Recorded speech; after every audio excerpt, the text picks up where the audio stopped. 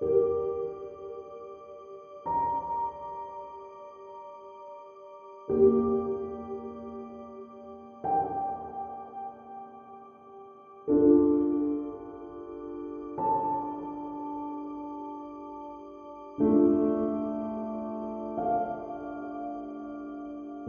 is us, this is me, this is you.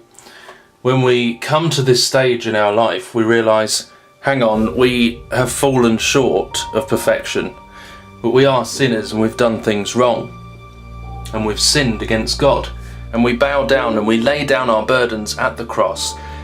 We ask for his forgiveness for our sins, we confess him as Lord. This is that stage we come to in our life, when we give our lives to Jesus Christ.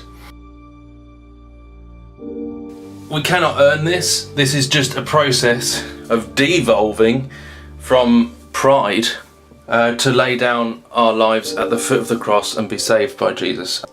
This is conviction. We're convicted of our sin.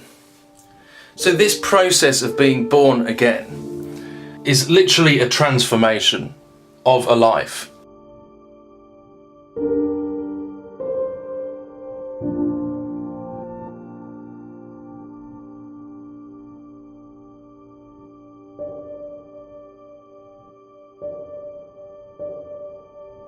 And this in turn begins a whole battle in our lives between the flesh and the spirit. This is called sanctification. Justified through faith, sanctified by the Holy Spirit.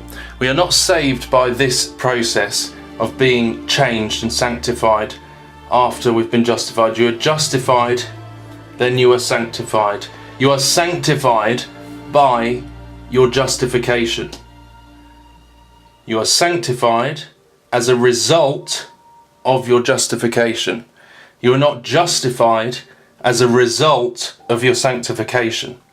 It goes in this process. You are justified by faith, then you are sanctified because of his work in your life, because he saved you.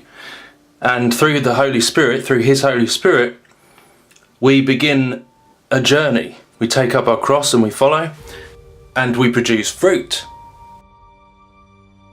This is our old man, and this is the new. You know, because you've been born again, you become as a child. So it's like being born again and learning what God's kingdom is really about through this process, through your life, through being sanctified and producing good fruit, recognising and being convicted of sin in our lives.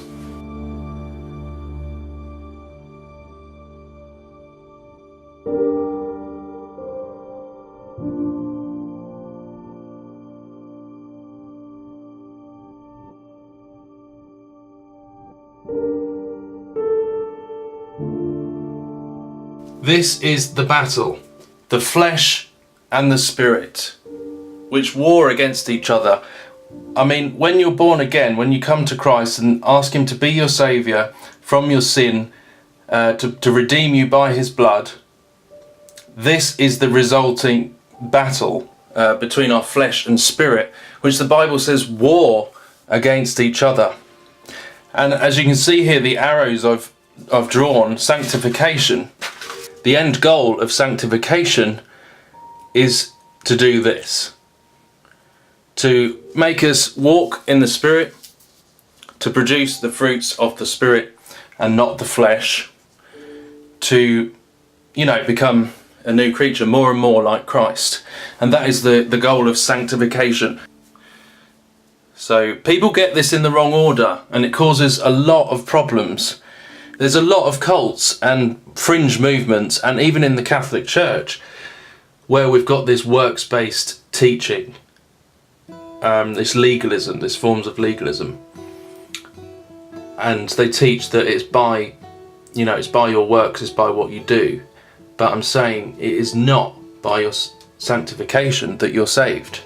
It is purely because you're justified by Jesus. When this person, they lay down their life for Christ, they accept him as their saviour, they become a Christian, they become a believer, they are saved by him, a disciple of Christ. This old man This is the problem. Part of the old man still wars against the spirit. So we've got this flesh, and what can carry through is, I think, in some way, I think the realization that we're a sinner can carry forward like a childish reaction in some ways, an emotional reaction in a sense of realizing that we have done wrong and we are not perfect and we are sinners, can seem to carry this part of this old man through into the fruits of the flesh and sin, into legalism, into cults like Judaizers, a false humility, a license to sin. And this is the baby, this is a baby Christian. All of these things come under a baby Christian. It's carrying through with the dregs of the old man. And don't you find it interesting that the fruits of the flesh, it both includes legalism and license to sin? Two things that are seemingly opposite: legalism and the license to sin. They are both part of this baby, newborn mentality of acting in the flesh, carrying through the old man, because legalism is a way to almost self-justify, to counteract the realization that we are not good enough. It's like a emotional response through pride. And this is what this whole thing is, by the way. This whole thing is pride. This way is pride, because actually this is self-elevation. So legalism, cults, fruits of the flesh and sin, false humility, license to sin. License to sin is based on pride, because we want to make ourselves like God. We don't want to submit to the things of the Spirit. So we give ourselves a license to sin, and it's walking in the flesh. It's choosing the things of the flesh. It's the fruits of the flesh. It's pride. It's denial. And not in the good way. It's not self-denial. It's self-elevation and denial of the reality. This is powerless. There is no power. Our weapons of warfare are not carnal. This is powerless. It's self-elevating. It does not elevate God. It does not respect and worship God as God. It is rooted in pride, and it's a carrying forward of our old man. It's Laodicea, the church that is lukewarm and full of the lust of the eyes, the lust of the flesh, the senses, ethereal worship. It's emotion based. But my point is, so this isn't always black and white. If you do come to this stage of repentance, enter into this battle, and this is pretty much where we all start off. The old man, we're saved, and then we begin to be sanctified towards the things of the Spirit through our life. We don't start off as mature Christians. This is the baby, this is the mature Christian. This is powerless, this is powerful. And the power comes in true humility and sacrificing ourselves and submitting to God, to His great commands of love. This is true love. This is not true love. This is love of the world. This is love of the Father. But this is the battle. So the idea is to be sanctified and to swing the pendulum towards the Spirit.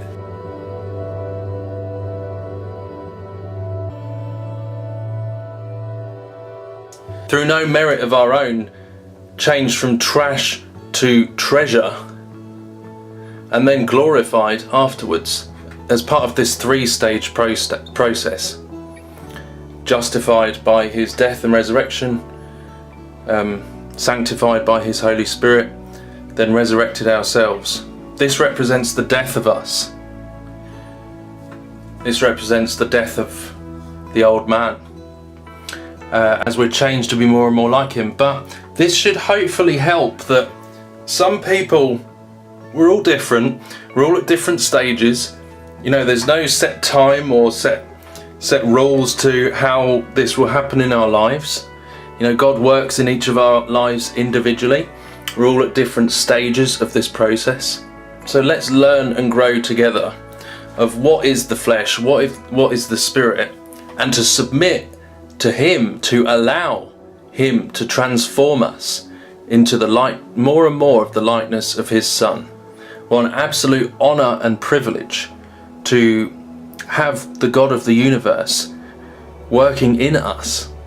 Greater is he that is in us than is in the world. To eventually be glorified, to become like him, to see him as he is, and to become like him.